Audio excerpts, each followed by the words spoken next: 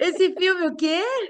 Esse filme não tem perigo de estar lá com a pipoca. Esse filme é Ah, muito exatamente. legal. É muito legal. Eu Ah, adoro esse obrigada pela filme. presença de todo mundo.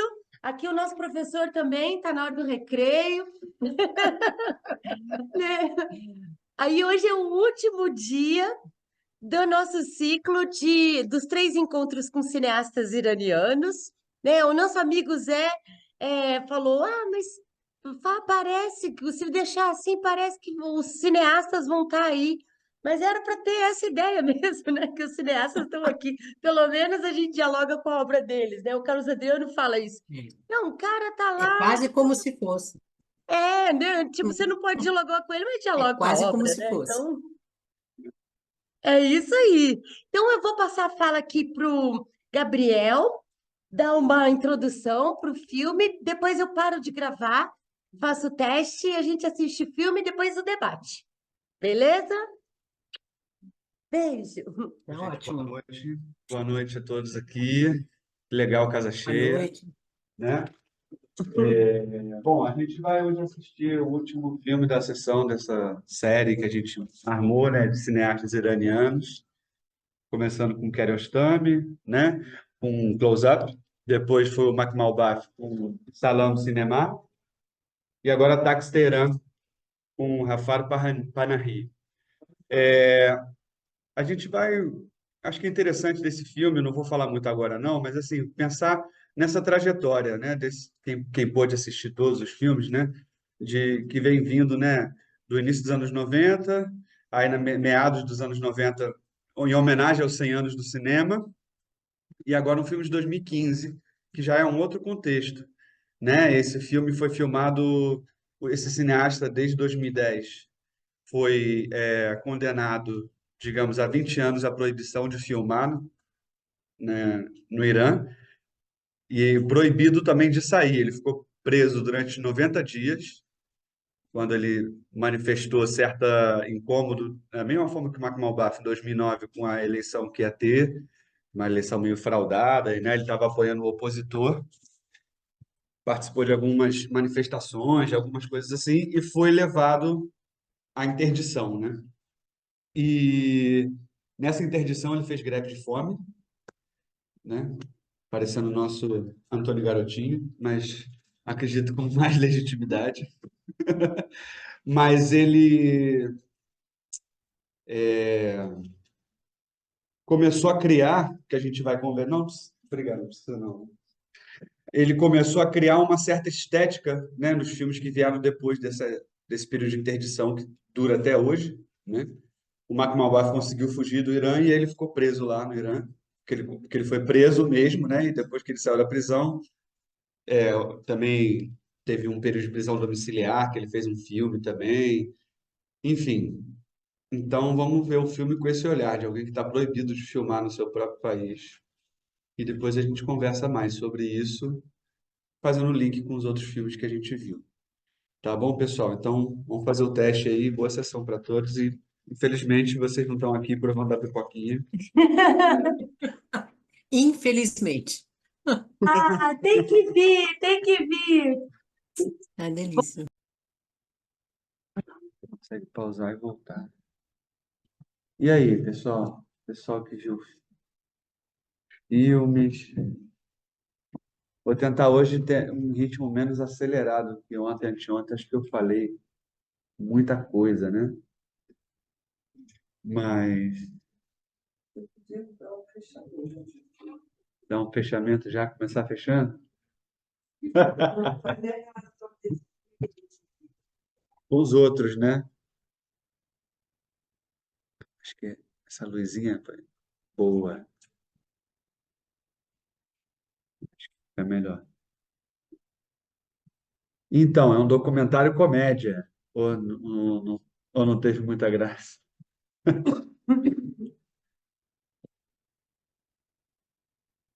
Bom, é um filme que é todo encenado, né?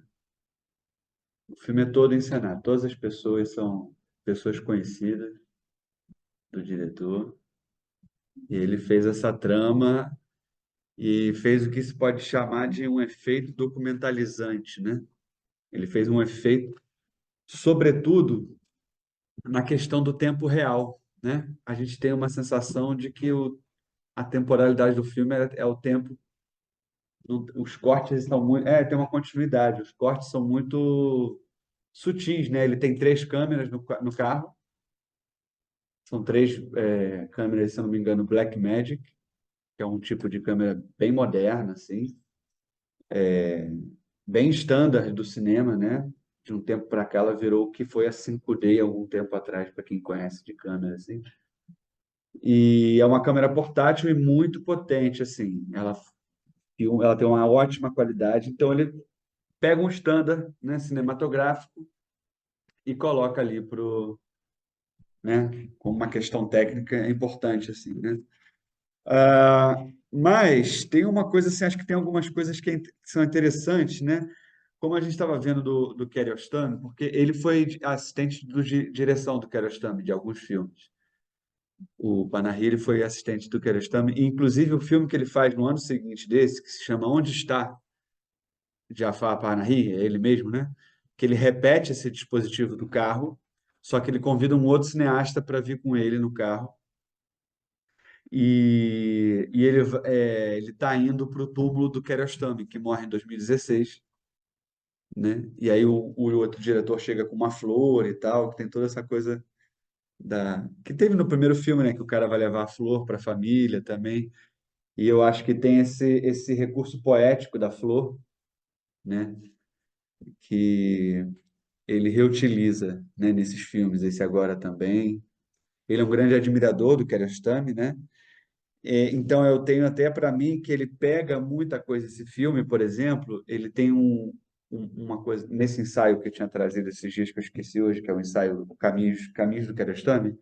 Ele tem um momento do livro que ele fala assim que é o elogio ao carro, né? Que alguns filmes do Kiarostami têm a utilização do carro como locação, sobretudo com essa questão que eu levantei, né? Dessa eliminação, entre aspas, do diretor, ou seja, essa intenção de tentar que as coisas aconteçam, né?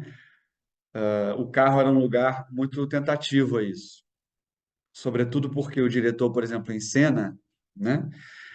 Ele dirige, mas ele não tem total controle da cena e ele não vê o que a câmera está filmando, né? E não tem um câmera filmando. Então tem uma coisa ali de confiar no aparato, né? Tem uma relação de confiança na técnica ali, né? Do aparato cinematográfico, né? E, por exemplo, tem um filme do Kiarostami, que é um filme chamado 10, né? Que é um documentário de 2002, talvez, alguma coisa assim, né? Quando estava começando essa coisa das câmeras digitais, um pouco mais, né? É, E aí é um filme que surge de uma ideia, que aí eu já não posso dizer o quanto, né? Reza a lenda, eu acho melhor dizer assim, né? Porque e o Kiarostami pegou essa ideia de filmar dentro de um carro,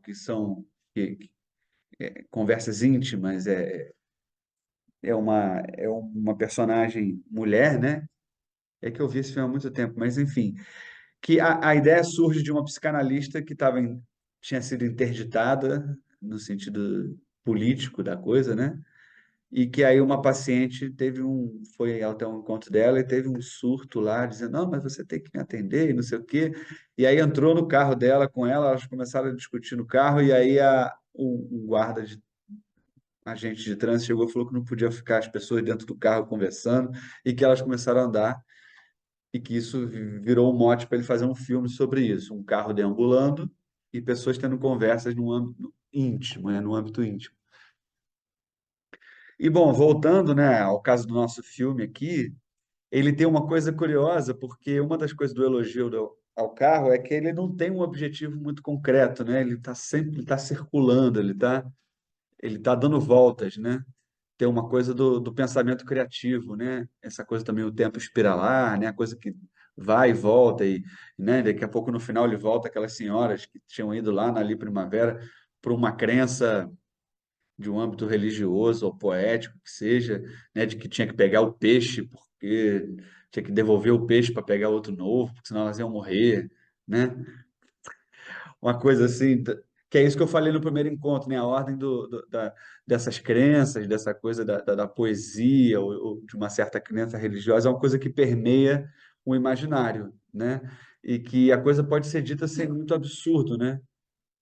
Sem- Pode ser dita como se fosse uma coisa comum, né?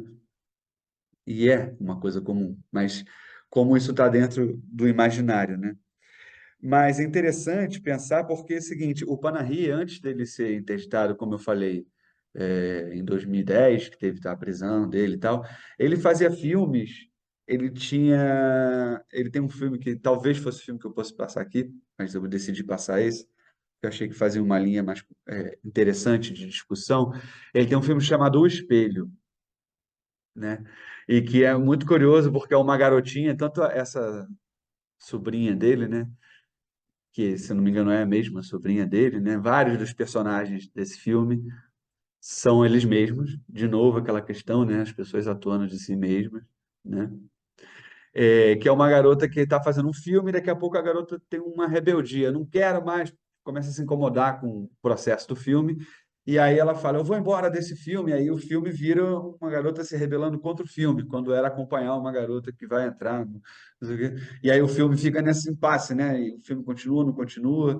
Aí a equipe perguntando, e aí, o que que a gente faz? Aí a assistente de direção vai falar com a garotinha, tal. Então,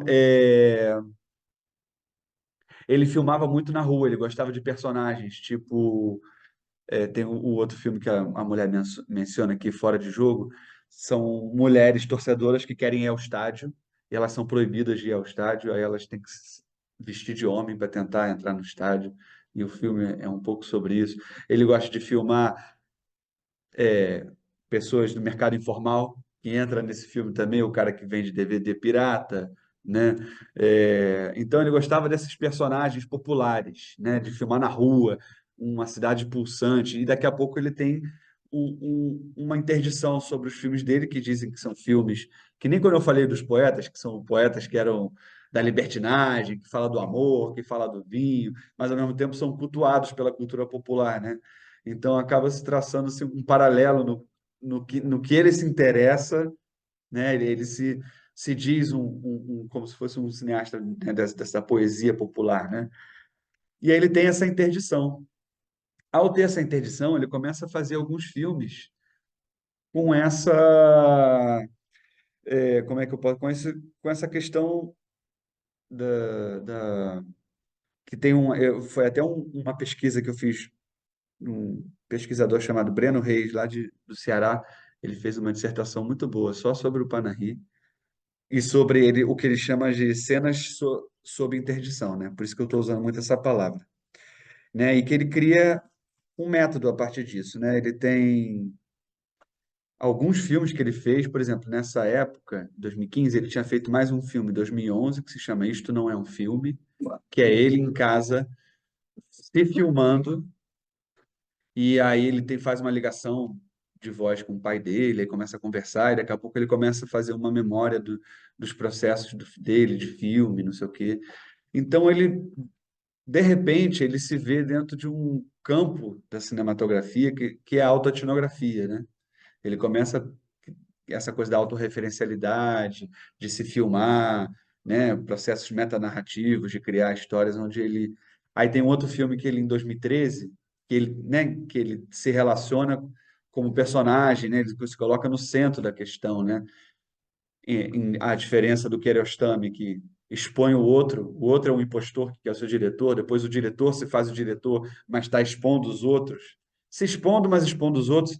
Aqui ele mesmo se expondo, né? Então, assim, essa linha que a gente vai fazendo, vai vendo entre esses cineastas, que vai tendo uma mudança, né, de linguagem, de estilo narrativo, né? E essa foi por uma questão forçada, né? Esse filme, no caso, é uma questão forçada política, né? Externa, né? Que acho que a metáfora do táxi é muito interessante, né? Porque o que tá fora está sempre passando, né? Tem umas invasões, o cara que machucado né, do hospital, é a senhora que precisa de levar o peixe não sei aonde, aí ele encontra um amigo dele que vem trazer um negócio de um cara que roubou, aí daqui a pouco ele encontra a mulher, a amiga da Flor, né? Sendo que o único objetivo, parecia, no filme inteiro, o único objetivo que ele tinha, que era o grande mote narrativo, era buscar a sobrinha dele. Ele só tinha que fazer isso, né? O filme era isso. Em linhas gerais, é um filme sobre um tio que tenta buscar a sobrinha, né? E ele, o tempo todo, está sendo o fora, está entrando, né? Essa coisa invasiva, né? Então, é curioso ele pegar essa metáfora do carro como um lugar público privado, né? Um lugar privado, né? A propriedade privada, né? O carro, mas é um lugar público, e as pessoas, e o fora, a paisagem, as pessoas, tudo invade, tudo entra, né? Tudo entra em cena, né? E aí tem uma coisa interessante que eu li nessa dissertação que fala um pouco sobre um subterfúgio xiita conhecido do senso comum, que é a permissão para negar ou esconder a crença religiosa sob ameaça.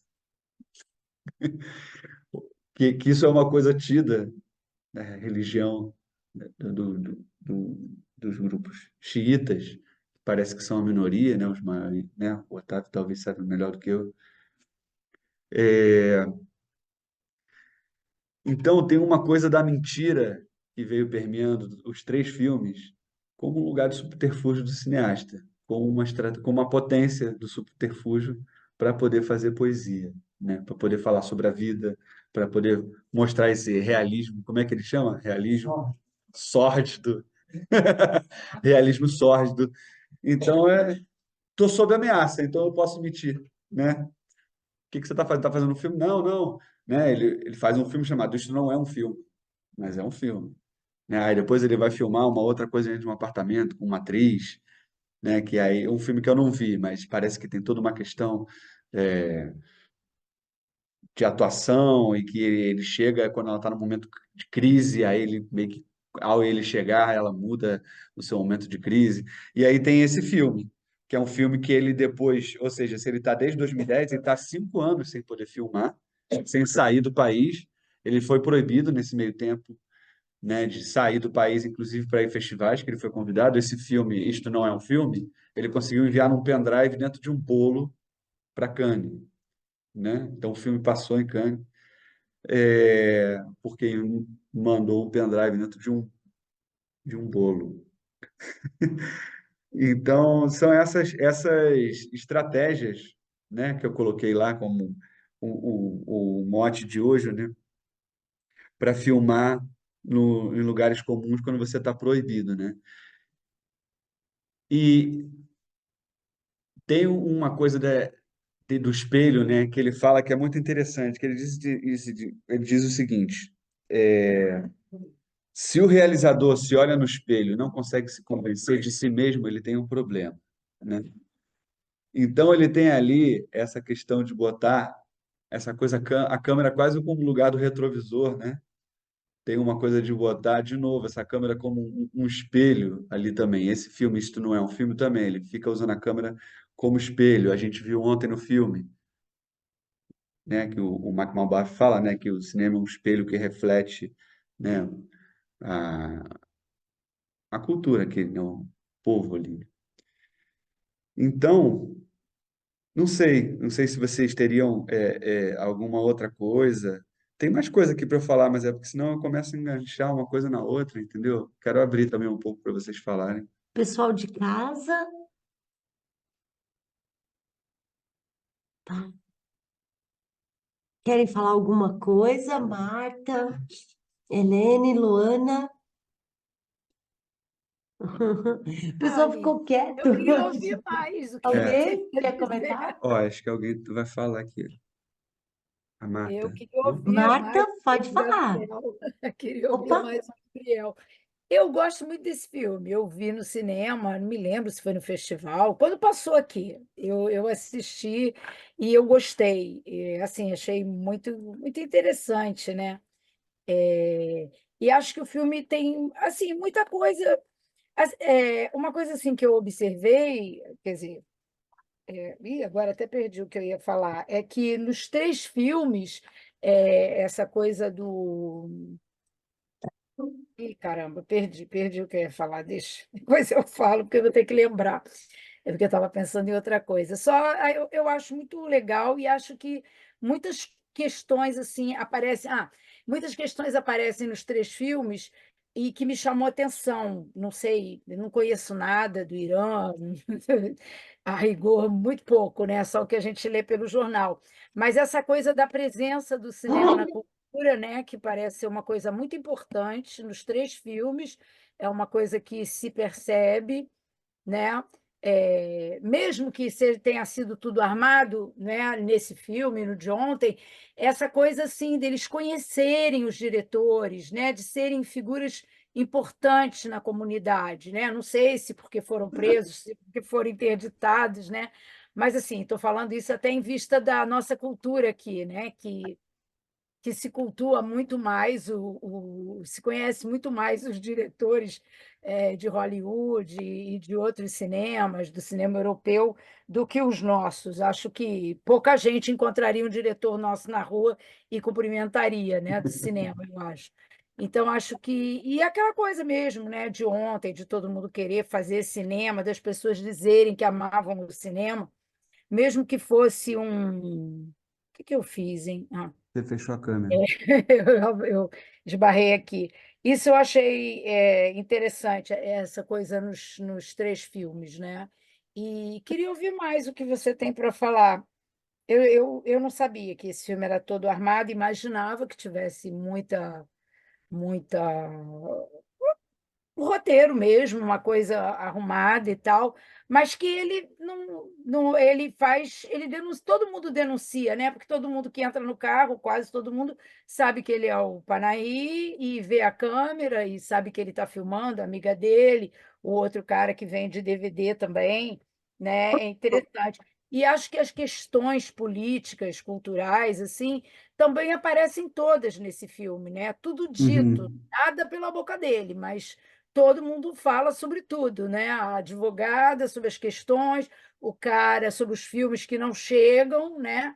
Os filmes que não chegam, o mercado paralelo de uhum, chegar material para que as pessoas possam assistir, né? E até aquele homem, né? Quando diz que se ele morrer, a mulher não tem direito a nada, então ele quer deixar um testamento. Quer dizer, é meio que assim um panorama dá um da panorama sociedade. cultural, né? É. Atualiza para quem está de fora, né? Isso eu acho muito interessante. Eu vou ler aqui um trecho dessa dissertação, que é uma fala do Panahi, que ele pegou, que é o seguinte, ele fala o seguinte: todo dia eu pegava táxi e escutava a história dos passageiros. Alguns me reconheciam, outros não. Eles falavam de seus problemas e dificuldades cotidianas. Então eu peguei meu celular e comecei a filmar. Imediatamente o clima mudou e um dos passageiros me disse: por favor, desligue o seu aparelho, para que pelo menos aqui possamos falar à vontade. Compreendi que não podia fazer um documentário sem colocar os passageiros em perigo. Lembra aquilo que a gente falou antes da questão ética, né, Lili? Meu filme deveria tomar uma forma de uma docuficção. Escrevi um roteiro e em seguida refleti sobre a maneira de levá-lo à tela. Pensei inicialmente em utilizar pequenas câmeras de GoPro, aquelas de esporte, né, que o pessoal bota na cabeça. Mas a lente fixa delas reduz as possibilidades da mise-en-scène, né, da encenação e da montagem. Finalmente, optei pela câmera Blackmagic, que cabe numa mão e pode se dissimular facilmente em uma caixa de lenços de papel, sem chamar atenção. Isso me deu a possibilidade de preservar toda a dimensão documental da ação fora do carro, nunca revelando as filmagens e garantindo segurança à equipe. A instalação de 3 câmeras em um espaço exíguo deixou pouco espaço para a equipe, portanto, eu tive que gerenciar sozinho o enquadramento, o som, a performance dos atores, mas também a minha para iluminar as cenas, para não atrair muita atenção e comprometer as filmagens. Construímos apenas um grande teto solar para equilibrar a luz, né, para equilibrar a luz. As filmagens começaram 27 de setembro de 2014 e duraram 15 dias. Os atores são todos não profissionais, conhecidos meus ou conhecidos de conhecidos. A pequena Hannah, a advogada e o vendedor de DVD desempenham seus próprios papéis na vida. O estudante cinéfilo é meu sobrinho. A professora, esposa de um amigo. O ladrão, amigo de um amigo. O acidentado vem do interior. Então, aqui ele revelando tudo, né? E aí eu queria ler uma frase do Brecht também, que é o seguinte, do Bertolt Brecht, né? O que você disser, não diga duas vezes. Encontrando seu pensamento em outra pessoa, negue-o. Quem não escreveu sua assinatura, quem não deixou retrato, quem não estava presente, quem nada falou, como poderia apanhá-lo? Apague os rastros. Então, tem essa coisa. O final ali é uma brincadeira do. Porque o que acontece? Quando ele foi detido, em 2010, entraram na casa dele e pegaram os filmes dele. Disseram que eram filmes obscenos, que eram filmes, né, sórdidos, exatamente, que eram filmes sórdidos, né? Então, eu acho que é uma metáfora né, dessa coisa de ter o seu material roubado. Aquela hora que ele está ouvindo uma voz que ele acha que é uma paranoia que ele traz, né, para dentro do filme. Então, assim, que é uma coisa assim, ele está ali, mas ele está em risco, né? Real. Ele está em risco real, né? Muito embora ali talvez ele não achasse, mas ele trouxe isso para dentro do filme. Você ouviu uma voz? Ele sai do carro, né? Tem uma ação meio. E é curioso, porque tem uma coisa desse filme também, que é uma coisa que o Godard levantava, que ele falava assim: o traveling é uma questão moral. O traveling, a câmera traveling, quando ela está num carro, né, aquele carrinho, que nem a gente viu ontem no filme que ficava o cara puxando a câmera no carrinho, fazendo um traveling ali, né? O Godard falava que é uma questão moral, porque a questão moral no cinema é uma questão formal, quer dizer, o cinema julga o que mostra e é julgado em como mostra. Então, o traveling é uma questão moral. Então, ele está fazendo o filme todo dele é um traveling. E eles são poucos os momentos em que ele troca de câmera, né? Em que ele pega ou a câmera do cara que filma com o celular, né? A hora que entrou acidentado, que é o celular dele, e o outro que é o da sobrinha, né? Mas fora isso, ele tem ali uma mise-en-scène, digamos assim, que eu gosto mais de um termo espanhol que se chama puesta en escena, que é colocar em cena. A tradução em português de mise-en-scène é encenação, né? Mas colocar em cena, acho que tem uma coisa, como você coloca as coisas em cena, né? Então, o como ele coloca em cena está muito é, definido por essa relação com essas pessoas e essas câmeras que estão ali, né? E não tem muito, é o que é aquilo ali, né? E ele se torna ator também, gente. Não, e ele já está atuando em si mesmo, né? Também. Só que ele está num registro que é outro registro, porque ele está proibido, né? Então ele está ali fazendo uma coisa ilegal, né? Imagina, então assim, o filme dele. E esse filme, como é que saiu de lá? Então, esse filme, não sei como é que saiu de lá, mas eu sei que cada filmagem que ele fazia, ele ia correndo, salvar numa nuvem, botava num lugar seguro, que ele ficou todo paranoico, até que quando ele acabou e foi ver que estava seguro o material, ele falou, bom, agora vai sair filme, né? O último filme dele, que se chama No Bears, acho que é do ano passado ou retrasado, 2022, talvez. É ele filmando na fronteira da Turquia, muito interessante. Acho que esse filme vale até ali depois buscar para passar no Cineclube, porque é um filme que tem umas coisas engraçadas também, assim, tipo, ele vai, tá filmando, aí uns caras estão fazendo, uma mulher que não podia estar com um cara aparece na filmagem, não aparece, mas como ele estava perto da cena com a câmera, as pessoas começam a perseguir ele, falando que ele está com a imagem dessa mulher, que ela não pode estar ali. Enfim, aí fica aquela coisa, ele tentando fazer o filme dele e tem gente atrás dele por causa de uma mulher que não podia estar na filmagem, enfim. Mas é isso, gente. Ele continua fazendo, ele fez filme em 2018, 2022. E eu acho que, assim, o que é legal que essa dissertação levanta, que é do Breno Reis, se vocês quiserem pesquisar mais, é justamente como a forma dele fazer filme mudou depois que ele teve essa interdição. E está muito nesse âmbito da autoetnografia. É como se cada filme dialogasse um com o outro, fosse uma atualização da situação dele, uma continuação daquilo que foi. O Otávio quer falar, muito indócil. Eu ia perguntar, Fala. porque ele fez esse filme, ele estava proibido. Aham. Conseguiu mandar para fora. Isso. Quando isso passa, os atores eles ficam em risco também. Eu não sei o grau de perseguição no Irã, eu Eu entendo sei que tem uma advogada no meio, né? Pelo menos. que estava que teoricamente ia ser impedida de advogar, porque os atores eles ficam em risco. Sim. Aparece lá fora, alguém do governo vê e fala, ó, Parece que ele sofreu ameaças, assim, do tipo assim, olha, a gente vai fazer alguma coisa, mas é meio que não fazem, né? Tanto que ele teve uma prisão meio que preventiva, ele ficou 90 dias e tal, depois ele não foi mais preso, ele não teve nenhum ato, é, é considerado fora dos padrões, dos parâmetros, mas ele não cometeu de fato, eu não sei, não entendo o juridiquês deles, mas assim, existe uma ameaça, existe uma tensão, mas de fato ele está aí, ele está impedido de filmar oficialmente, né? Quer dizer, não sei o quanto que eles não podem impedir ele de ter um celular, de ter um carro, dele falar com as pessoas. Então ele vai continuar fazendo os filmes dele, né? Ele não vai poder filmar com verba, com a estrutura do Estado, né?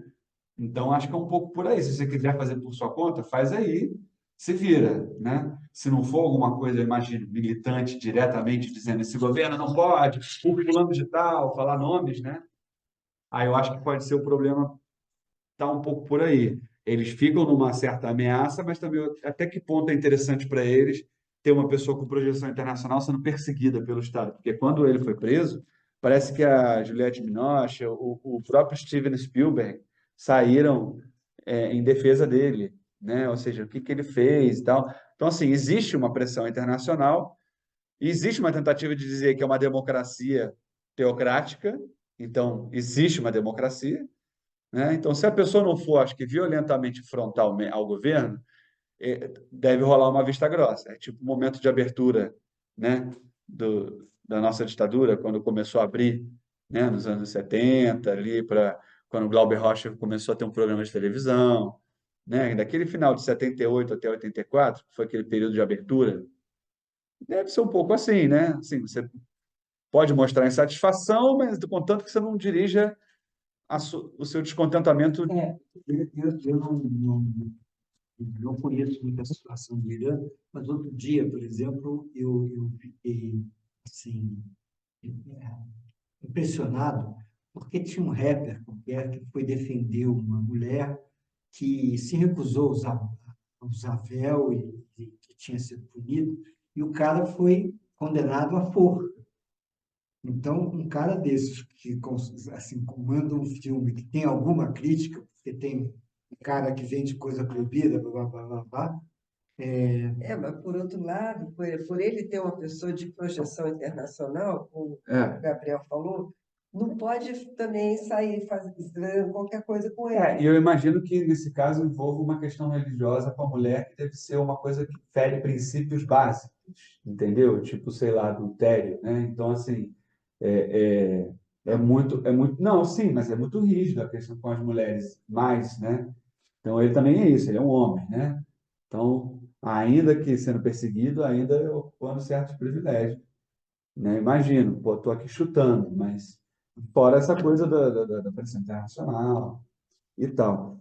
É, Não, num determinado momento, a moça, a advogada, né, rola essa conversa entre eles, assim, por que você não sai? Por que que não por aham, que fica? E aí ela fala assim, não, a gente fica até ser preso de novo. Ou a gente fica numa grande prisão, fora, né, da prisão, aham, ou a gente espera ser preso de novo. Uma coisa assim, né? É mais ou menos a situação sim, que ele fica lá, né?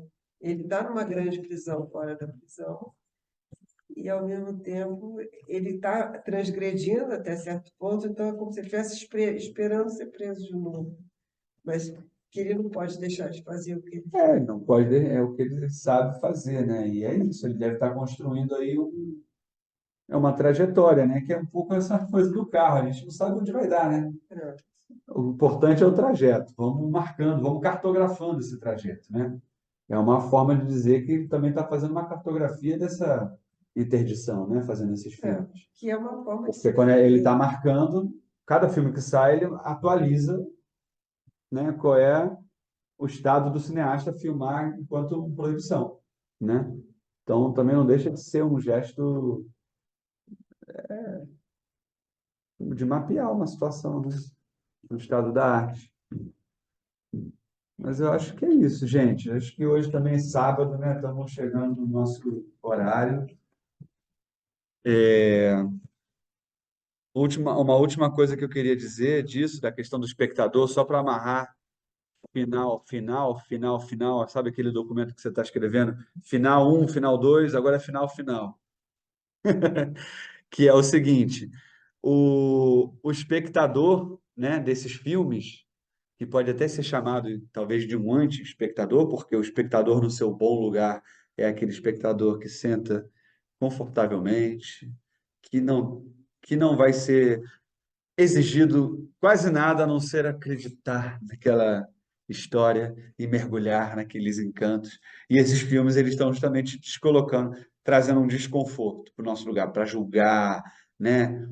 Enfim, que nem esse último. Tem filmes que fazem isso dentro da história mesmo, muito bem feito, que é esse Anatomia de uma Queda, né? Bota ali o espectador dentro de um julgamento. Mas esse aqui é diferente, porque o que ele está julgando é a forma de fazer cinema, né? As questões políticas que envolvem do fazer cinema. O fazer cinema como parte de um gesto de poder, né? Como acho que a Marta, se eu não me engano, colocou ontem, alguém colocou ontem, que a questão do poder está colocada entre quem está de trás da câmera e quem é filmado. Isso é o básico, né? Quem filma quem, né? Isso foi uma questão para o cinema documentário, até hoje é uma questão. Tanto que a autorreferencialidade passou a ser um lugar assim, bom, se eu não posso falar sobre nada, o próprio João Moreira Salles fala isso, eu vou falar sobre a minha família, ele fala sobre o mordomo, fala sobre as imagens da mãe dele que viajou para ver a Revolução, né, chinesa lá. Então, assim, é, ele traz isso atravessado por uma questão política externa, né? E aqui, então, a gente pode pensar o seguinte, do espectador, né? O espectador que pode ser associado a um voyeur, né? Aquele que tem uma visão privilegiada, mas é aquele que não vê tudo. Quando você está olhando ali, você está, né? Caramba, achei isso aqui, vou ver atrás da fechadura, só que você não consegue ver tudo, né? Então, tem uma tensão entre esse lugar privilegiado, essa estrutura, né, ótica, né, de você estar ali com a visão, aquela tela enorme, é que ele usa até o carro, né, como panorama, no final, aquela imagem, né, a janela do carro é a tela do cinema, né, que tem a força que é o seguinte, o Bazin fala, o quadro ele tem força centrípeta, né, o que está em quadro ele te puxa para o centro do quadro, mas a tela, quando a gente se dá conta que a gente está vendo uma tela, ela tem uma força centrífuga. Ela leva para fora. O campo de jogo de forças então, do carro é aquele enquadramento daquele carro. A gente sabe que aquela paisagem não para de passar, não para de invadir, que tem algo ele trabalha muito com o extracampo, né, nesse filme, né? Ou seja, o espectador vê muita coisa, ele bota 3 câmeras, mas não vê tudo. Isso em qualquer filme, né? Mas esses filmes que tratam o cinema como transparência, como eu falei no primeiro dia, transparência e opacidade, são filmes que fazem você olhar como se fosse você estivesse contemplando uma janela. E aí você esquece, você é só levado. Os filmes que trabalham muito com com a ideia de opacidade, eles levam você para esse jogo de tensão entre o dentro e o fora, o dentro e o fora. Então, é isso. Eu acho que foi muito bom a gente poder ver esses 3 filmes 3 dias seguidos. Foi uma escola que fez. Eu estava até conversando com o Diogo aqui fora da sala, comparando aqui no Brasil ao movimento musical. O último grande movimento musical que a gente teve, eu considero, foi o Mangue Beat, né? O pessoal lá, Chico Science, né? Foi a última grande criação. E eu acho que o cinema, enquanto aparato, o cinema digital, né? As câmeras digitais, elas trouxeram muitas possibilidades de novos formatos e tal, né? Popularizou muito mais o cinema, um lugar para fazer cinema, né? Mas enquanto a ideia da linguagem, da discussão do cinema, essa escola iraniana talvez tenha sido o último grande acontecimento no cinema, né? Assim, a gente pode, isso é uma provocação, não diria isso como uma certeza, uma verdade, Mas muita coisa se desdobrou daí, né? Eles atualizaram muita coisa que foi testado, que foi provocado pelo pós-guerra, esses cinemas verdade que tiveram, né? Mas eles conseguiram atualizar isso, sobretudo através dessa questão, como eu trouxe, da poética persa, né? Como certas questões políticas que estão intrínsecas ao fazer cinema, né? E que isso muitas vezes fica de fora dos filmes, né? O Coutinho, quando faz O Cabra Marcado para Morrer, ele foi impedido pela ditadura de fazer o filme dele, depois ele retoma o filme 20 anos depois. Isso está dentro do filme, por exemplo. Então, não é uma coisa que era novidade, que eles não inventaram isso, mas eles atualizaram isso para um estado atual de coisas de um mundo mais globalizado também, né? Como é que é esse processo de globalização dos anos 90 se dizia, né? A aldeia global. E hoje a gente está vendo o que está acontecendo com esses fluxos. Ainda existia esse tipo de proibição e de coisas assim. Bom, mas eu já falei demais, Lilia. Obrigado. Obrigado a vocês aí pela. Obrigado, pessoal de casa aí também que ficou com a gente. Desculpa a. Enfim, Celina, você voltou, Celina, a gente não te ouviu. De novo, Celina. É porque eu assisto um filme, aí fico esperando para começar a aula. Aí quando eu entro na aula, eu fico, uau, Ah, que pena! assistindo gravado ali. Não, mas o filme é espetacular, viu? Você fez uma escolha maravilhosa desses três cineastas. Eu não tinha assistido esse filme ainda, e realmente tem tudo ali no fazer cinema. Ele mostra para nós que fazer cinema é absolutamente complexo, mas absolutamente simples. Ele tem essa capacidade com meios e recursos, não é iraniano todo, né? Mas ele pouquíssimos recursos e faz assim uma obra-prima, né? A gente não cansa de elogiar, né? Eu acho que foi essa conversa aí, imagino. Sim. Só para acabar. Valeu, Celina. Valeu, foi um prazer te conhecer. Prazer. Vamos trocar mais depois. Isso mesmo. Obrigada, Celina. Obrigada, pessoal. Marta, Helene, Luana. Luana na Colômbia. Não, Luana está no Rio, não Ah, do parada. Rio. Ok, prazer. Então, obrigada, pessoal. Vai ficar gravado também. Eu vou subir essa terceira aula também, colocar lá no grupo, mas depois vai ter uma edição. E agradecendo também aqui o espaço, a Aline Castella, o Sancler, que estava aí com a gente hoje também, né? E esse projeto faz parte, essas sessões, né, esse ciclo faz parte do projeto Cineclube Raul Lopes em Todo Lugar, que hoje de manhã teve uma sessão lá no Caxambu, e aí agora à noite a gente está tendo aqui a última sessão do ciclo iraniano, né? E foi contemplado pela Lei Paulo Gustavo, do Estado e da Prefeitura. E aí é isso. Obrigada, pessoal. Obrigado, Boa gente. noite. Tchau, tchau. Boa noite.